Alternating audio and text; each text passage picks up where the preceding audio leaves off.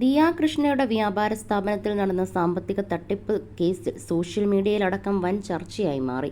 സ്ഥാപനത്തിൽ 67 ലക്ഷത്തിന്റെ തിരിമറിയാണ് നടന്നത്. ആരോപണ വിധേയരായ ജീവനക്കാർ ഒളിവിലുമാണ്.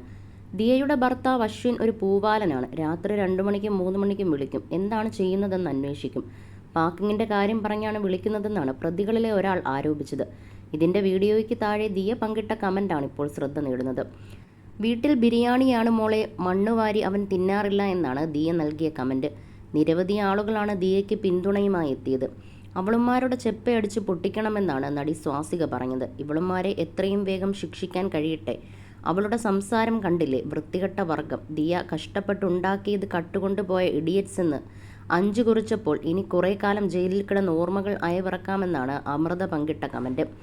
ഇവരെ ജയിലിൽ കൊണ്ടുപോകുന്ന ആ കാഴ്ചയ്ക്ക് വേണ്ടി ഞങ്ങൾ വെയിറ്റിംഗ് എന്നും ദിയയെ ടാഗ് ചെയ്തുകൊണ്ട് സ്വാസിക പറഞ്ഞു.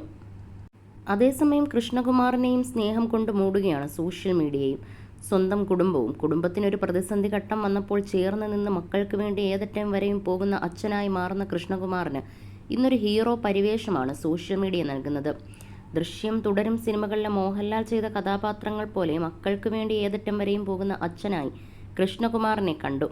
ഏതൊരു പെൺമക്കളും ആഗ്രഹിക്കും ഇതുപോലെ ഒരു അച്ഛനെ. എന്തും എപ്പോഴും പറയാനും എന്തിനും ഒപ്പം നിൽക്കുന്ന അച്ഛനെയാണ് അദ്ദേഹത്തിൽ കണ്ടത് എന്നിങ്ങനെ ആശംസകൾ കൊണ്ട് മൂടുകയാണ് കൃഷ്ണകുമാറിനെ. അച്ഛൻ്റെ 57ാം പിറന്നാൾ ദിനം ഏറെ വൈകാരികമായ പോസ്റ്റുകളിലൂടെ, ഫണ്ണി പോസ്റ്റുകളിലൂടെയുമാണ് അഹാന മുതൽ ഹൻസിക വരെ പോസ്റ്റുകൾ പങ്കിട്ടത്.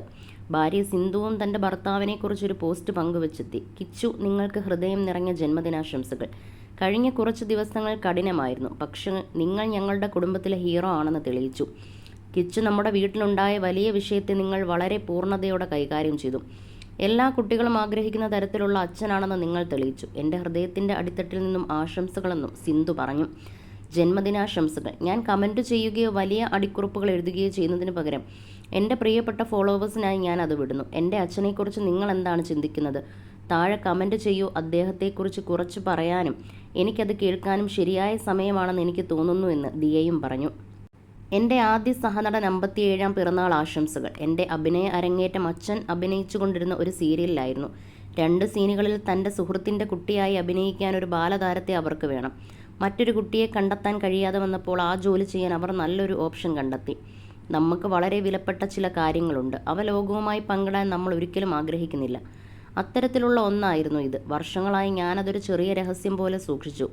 ഇതെപ്പോൾ പോസ്റ്റ് ചെയ്യുമെന്ന് ഞാൻ സ്വയം ചോദിക്കുമ്പോഴെല്ലാം ഞാൻ ഉത്തരം പറയും, കുറച്ചുകൂടി കഴിയട്ടെ, ഞാനിത് പങ്കിടുമെന്ന്. ഇന്ന് അച്ഛൻ്റെ ജന്മദിനമായതിനാൽ എന്ത് പോസ്റ്റ് ചെയ്യണമെന്ന് ഞാൻ ചിന്തിച്ചു കൊണ്ടിരുന്നു.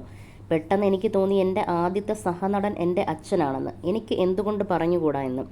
ആ അച്ഛൻ്റെ മകളാണെന്ന് പറയുമ്പോൾ അഭിമാനമാണ്. ഇതാണ് ശരിയായ സമയം ആ കുഞ്ഞു രഹസ്യം പറയാൻ. രസകരമായ കാര്യം, എൻ്റെ അച്ഛൻ ആ സ്ത്രീക്കൊരു കവർ കൈമാറുമ്പോൾ ഞാൻ രംഗമലക്കോലപ്പെടുത്തുകയും കരയുകയും ചെയ്യും. കാരണം എൻ്റെ അച്ഛൻ എൻ്റേതാണ്. അപ്പോൾ അച്ഛൻ നമ്മുടേതായ എന്തെങ്കിലും അവർക്ക് നൽകുന്നുണ്ടെന്നാണ് ഞാൻ കരുതിയത്. നമ്മുടേതാണെന്നും പങ്കിടാൻ കഴിയില്ലെന്നും വിശ്വസിച്ചിരുന്ന ഒരു പിടിവാശിക്കാരിയായ കുട്ടിയായിരുന്നു ഞാനെന്നാണ് അഹാന കുറിച്ചത്.